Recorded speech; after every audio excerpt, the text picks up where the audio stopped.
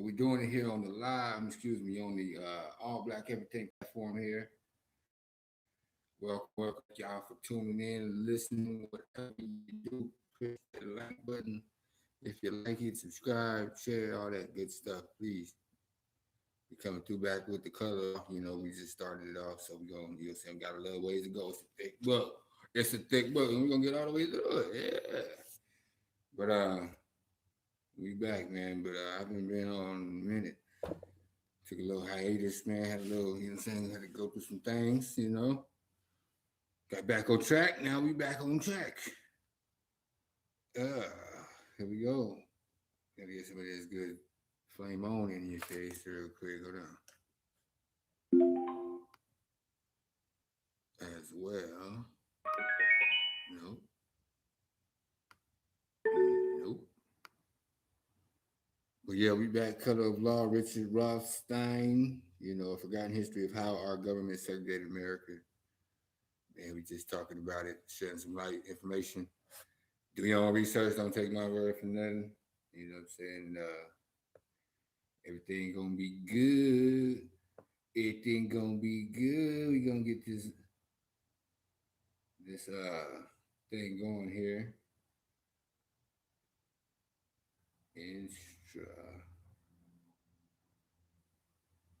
Okay.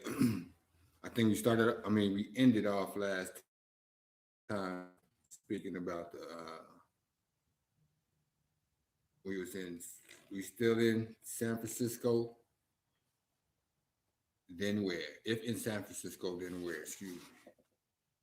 We still in that. Oops. That's the chapter. We on chapter, I think, 1 still. But here we go, y'all. Neighborhoods wanting to move into the area could no longer obtain government-insured mortgages. State-regulated insurance companies like Equitable Company and Prudential Life Insurance Company also declared that their policy was not to issue mortgages to whites to integrate neighborhoods. State insurance regulators had no objection to this stance. The Bank of America and other leading California banks had similar policies also with the consent of federal bank regulators. The consent, of federal bank regulators. Oh yeah, let me do my disclaimer. I do not have the right to this music. Just bumping something for y'all to maybe catch on to a little bit too while you listen. Get this good info. Do your information. Do your own research, like I said. Let's go. Within 6 years, the population of East Palo Alto was 82% Black. Conditions deteriorated as African Americans who had been excluded from other neighborhoods doubled up in single-family homes. Their East Palo Alto houses had been priced so much higher than similar properties for whites that the owners had difficulty making payments without additional rental income. Federal and state housing policies had created a slum in East Palo Alto. With the increased density of the area, the school district could no longer accommodate all East Palo Alto students. So in 1958, it proposed to create a second high school and to accommodate the expanding student population. The district decided to construct the new school in the heart of what had become the East Palo Alto ghetto. So black students in the existing integrated building would have to withdraw, creating a segregated African American school in the eastern section and a white one to the west. The board ignored pleas of African Americans and liberal whites activists that it draw an east-west school boundary to establish 2 integrated schools, secondary schools. In ways like these, federal, state, and local government purposely created segregation in every metropolitan area of the nation. If it could happen in liberal San Francisco, then indeed, it not only could happen, but it did happen everywhere. That the San Francisco region was segregated by government policy is particularly striking because, in contrast to the metropolitan areas like Chicago, Detroit, Cleveland, or Baltimore, Northern California had few African Americans before migrants like Frank Stevenson arrived during World War II in search of jobs. The government was not following pre existing racial patterns, it was imposing segregation where it had previously taken root, hadn't previously taken root. All right, so that's the total of end of that. And we ended that. Okay, my bad. We was at the end. Now we going into the second chapter.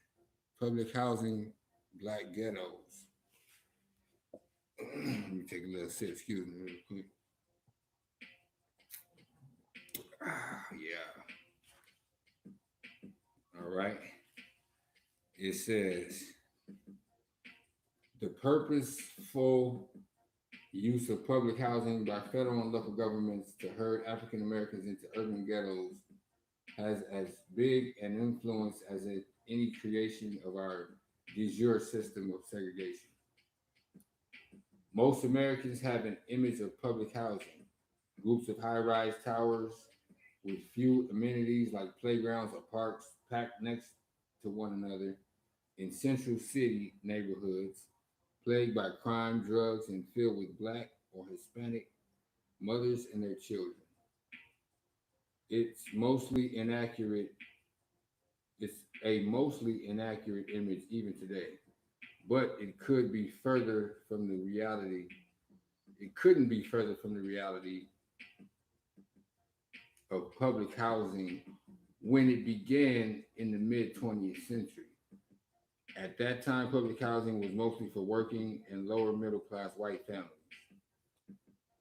It was not heavily subsidized. The tenants paid the full cost of the operations with their rent.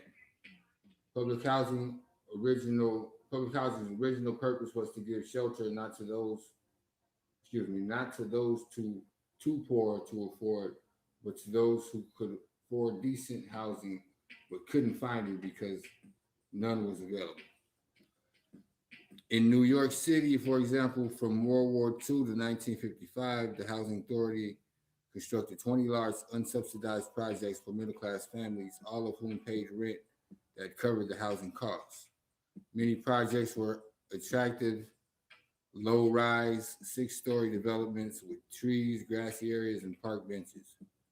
In addition to giving priority to veterans, the authority maintained a list of 21 disqualifying factors for prospective tenants, including irregular employment history, single parent family or out of wedlock birth, criminal record, narcotic addiction, mental illness, poorly behaved children, poor housekeeping habits, and lack of sufficient furniture. To ensure the undesirable tenants were not accepted, the housing authority sent agents to inspect the conditions in which applicants kept their previous homes, often shared with relatives. Couples had to show marriage license before their applications was accepted. The Boston Housing Authority and similar requirements for its middle class projects for white families. The federal government first developed housing for civilians. Living quarters on military bases had long been in existence.